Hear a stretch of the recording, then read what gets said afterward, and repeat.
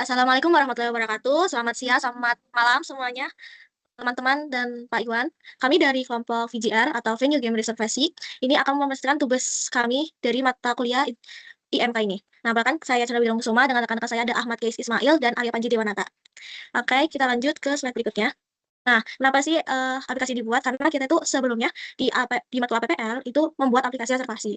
Nah, setelah kita, men-survei gitu, kenapa sih aplikasi ini perlu ada, karena itu ada 4 masalah nyata yang belum terselesaikan gitu. Yang pertama, booking masih manual, itu harus kayak DM, telepon admin, atau juga langsung datang ke tempatnya gitu. Nah, itu tuh tidak efisien. Kedua, tempat ini sudah penuh gitu misal saat saat pelanggan itu tiba gitu, karena tidak ada sistem ketersediaan secara real time. Yang ketiga itu ada info tidak jelas dari harga, fasilitas, dan slot jam yang sangat sulit dicari sebelum datang. Dan yang keempat, itu tuh, bandingin venue susah gitu. Jadi tuh kayak, memperbandingkan antara venue satu dan venue lainnya saat pelanggan mencari tempat lainnya itu, susah gitu. Tidak ada satu platform yang terpusat untuk itu gitu. Jadi di sini VCA itu hadir untuk menyelesaikan semua masalah ini. Next. Nah, sebelum desain satu layar pun kami itu menjalankan step satu dari panduan Galips itu, pahami pengguna. Jadi kami itu tidak menebak-nebak siapa pengguna kami. Kami itu meriset dan mendefinisikan persona nyata. Hasilnya adalah Raka. Nah, Raka ini 22 tahun, seorang gamers. Nah, goals-nya itu, cek meja yang masih available. Nah, bandingkan harga antar venue dan booking itu lebih cepat dari HP gitu ya. Nah, pain point-nya itu data meja sering tidak akurat, sulit membandingkan banyak venue, dan respon admin lambat. Nah, motivasinya itu hindari antrian panjang gitu ya, dan bisa main dengan tenang. Dari personal ini tuh kami, petakan aktivitas utamanya, yaitu pertama cari venue, lalu, cek, mejanya gitu ya, pilih jadwal gitu ya, terus lalu booking, misalnya kalau sudah, mau booking nanti bisa langsung bayar, lalu ada, tiket reservasinya gitu. Nah, ini tuh fondasi fondasi dari seluruh desain VGR. Boleh next? Nah, step 2 itu, setelah memahami pengguna, kami itu menyusun cara kerja dalam 5 tahap besar. Jadi kayak pahami pengguna, susun proses bisnis, rancangan UI, prototype, dan uji pengguna. Nah, fungsi bisnis ini memetakan proses bisnis VGR secara lengkap. Artinya itu, berjalan seperti, pelanggan saat pelanggan membuka aplikasi, lalu login ke registrasi, lalu dari beranda, itu pelanggan bisa memilih kategori dan tempat yang diinginkan. Lalu melihat detail serta, mengecek ketersediaan jadwalnya gitu. Nah, setelah cocok, pelanggan itu memilih tanggal. Misal kalau dilihat ya berarti area, meja, dan jamnya. Lalu mengkonfirmasi reservasi itu dan melakukan pembayaran via QRIS. Nah, sistem ini kemudian menampilkan notifikasi, reservasi itu berhasil dan pelanggan bisa langsung melihat serta, menyimpan tiket atau riwayat pesanan. Selanjutnya akan dijelaskan oleh teman saya. Oke, selanjutnya untuk step 3 ini kita akan bahas HTA atau Hierarchy Task Analysis yang akan menjadi output utama dari step 3 ini. HTA ini digunakan sebagai pemetaan seluruh tugas pengguna secara hierarkis. Tugas yang paling atas itu adalah melakukan reservasi tempat di VGR karena kita adalah aplikasi reservasi. Di sana dipecah menjadi 8 subtugas. Masuk aplikasi lewat login atau registrasi, kemudian ada mencari tempat dengan pilih kategori dan venue, ada juga melihat detail tempat, ada juga melihat jadwal, tanggal, area, meja, dan jam mengonfirmasi reservasi, ada juga melakukan pembayaran via QR atau beberapa payment yang lain, ada juga melihat buku-buku reservasi berupa tiket, lalu ada juga untuk mengelola akun. HTA ini berfungsi sebagai mental model setiap halaman yang kita lihat di aplikasi VGR bisa dilacak ke salah satu node di diagram ini. Next-nya, oke untuk ini untuk sebagai overview step 1 sampai 14 ya. Untuk membangun UI yang secara sistematis, kita menggunakan paduan Galips yang terdiri dari 14 step berurutan. Ini adalah roadmap lengkap kami. Step 1 sampai 3 tadi sudah dibahas oleh teman saya Caca terkait memahami pengguna, kemudian fungsi bisnis dan prinsip desain UI. Selanjutnya step 4 tentang struktur menu di mana kami akan menetapkan navigasi utama menjadi beranda, pemesanan dan account. Di step 5 ada terkait tentang tipe Windows berupa form, list, detail dan QRIS. Kemudian ada step 6 perangkat interaksi. Karena mobile input utamanya adalah touch dan output layarnya adalah layar smartphone. Step 7 ada object control UI, komponen seperti button, card, chip, dan page. Kemudian baris kedua, step 8. Kemudian adalah step 8 terkait desain teks. Kita akan menggunakan bahasa yang ringan dan konsisten berupa bahasa Indonesia. Kemudian step 9 ada feedback and guidance, pesan sukses, error, dan beberapa informasi lainnya. Step 10 ada internalization dan localization. Kita akan menggunakan format rupiah dan waktu lokal Indonesia. Dan step 11 ada aksesabilitas terkait warna, teks, dan icon yang inklusif. Step 12 akan ada grafik dan warna berupa icon, gambar, dan palet warna. Dan step 13 itu ada berupa layout, visual hierarki, dan prinsip gestalt. Dan yang terakhir, step 14 adalah berupa prototype dan testing menggunakan Figma. 14 step ini akan kami jalankan berurutan tanpa ada yang dilewati. Boleh di next. Ini ada step 4, 5, 6, 7, dan 8. Ini adalah implementasi nyata dari step 4 sampai 8 ke dalam layar, yang dimulai dari login, yang berupa form input email dan kata sandi, kemudian field cukup besar di jari, oke. Itu ada di step 5 dan 6 ya, jadi fieldnya cukup besar untuk ketikan jari, jadi bisa dimasukkan oleh user. Kemudian ada beranda navigasi dan login, ini berupa form input email, ini beranda navigasi dan di bawahnya itu merupakan itu ya, struktur menunya, kita akan menggunakan beranda navigasi dan ada account. Kemudian di step 4-nya ada daftar venue dalam cart, kemudian step 7-nya ada label singkat di sini, dan step 8 rincian tempat, fasilitas, dan rating, dan tombol cek ketersediaan. Lalu pilih jadwal di bagian 1 dan pilih tanggal di area ruang meja. Boleh di next aja. Dan ini ada di step 9 dan 10.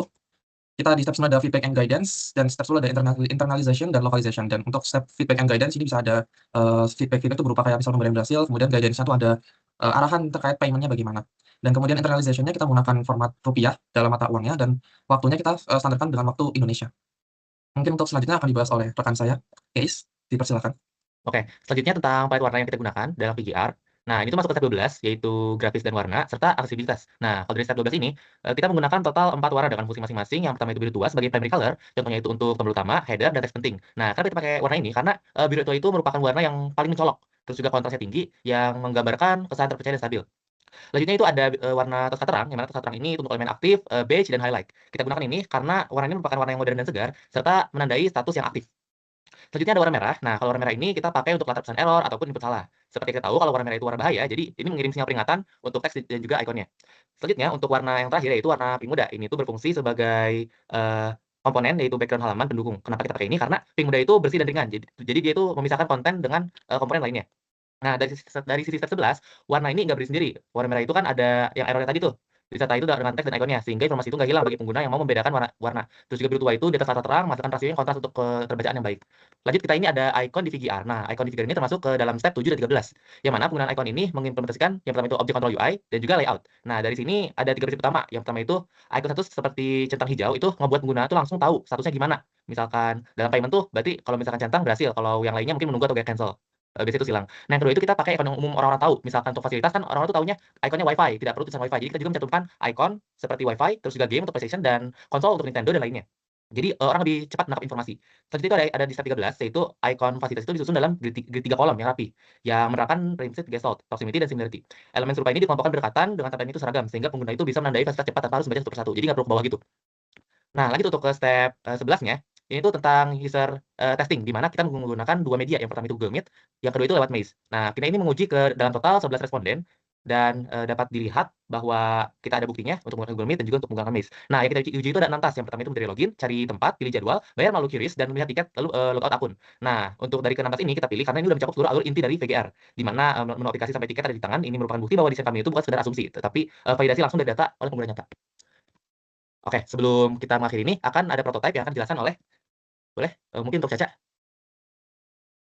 Oke, baik. Oke, apakah sudah terlihat slide-nya? Sudah. Baik. Oke, nah di sini kita masuk ke halaman login. Nah, saat pelanggan itu masuk, nah pastinya kan klik email ya, masukkan email. Nah, sini kita login aja masuk. Masuk. Nah, ini tuh sudah tanda berhasil. Nah, di sini kita langsung aja bisa geser ke biliar ataupun bisa geser ke video games. Nah, di sini video games aja.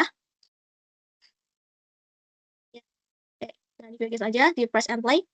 Nah, misal kalau pengguna ini, nah di situ bisa lihat rincian tempatnya. Nah, di sini bisa ada lihat fasilitas, daftar harga, aturan tempat. Lalu bisa kalau pelanggan itu mau cek ketersediaan, bisa klik cek ketersediaan. Nah, di sini bisa pilih misalnya tanggal 6 gitu ya. Tanggal 6 Juni di ruangan normal, lanjutnya di ruangan 1, lanjutnya kita pilih jam. Nah, misalnya di situ kita mau 2 jam, dari jam 2 sampai jam 4. Nah, situ otomatis ada harganya. Nah, bisa scroll ke bawah situ ada kode promo. Nah, sini dia dapat potongan harga nih. Nah, bisa masukkan kode promo. Nah, itu gunakan. Nah, sudah kepotong nih. Nah, kita pilih metode QRIS karena kan kebanyakan tuh maunya pada pakai QRIS ya. Nah, QRIS lalu bayar sekarang. Nah, di sini tuh bisa lihat tuh, misalnya ada QRIS di bawahnya tuh ada selesaikan pembayaran dalam 15 menit. Nah, itu tuh harus cepat-cepat bayar lalu cek status pembayaran. Nah, sini pembayaran sudah berhasil. Nah, lalu lihat tiket reservasi. Nah, di situ sudah ada bukti. Nah, nanti tuh QR ini yang nantinya tuh akan pelanggan itu kasih tahu QR ini ke admin yang di tempat gitu. Jadi tuh admin tempat tuh bisa scan apakah ini tuh kode reservasinya itu udah kadaluarsa ataupun nanti yang ternyata tuh benar pelanggan ini sudah reservasi. Nah, misalnya kalau pelanggan itu takut kehilangan tiket ini bisa simpan tiket. Nah, sudah berhasil simpan, lalu lihat pesanan. Nah, di sini tuh bisa lihat, nah sudah press and play tanggal 6 Juni seperti itu. Boleh keluar akun aja.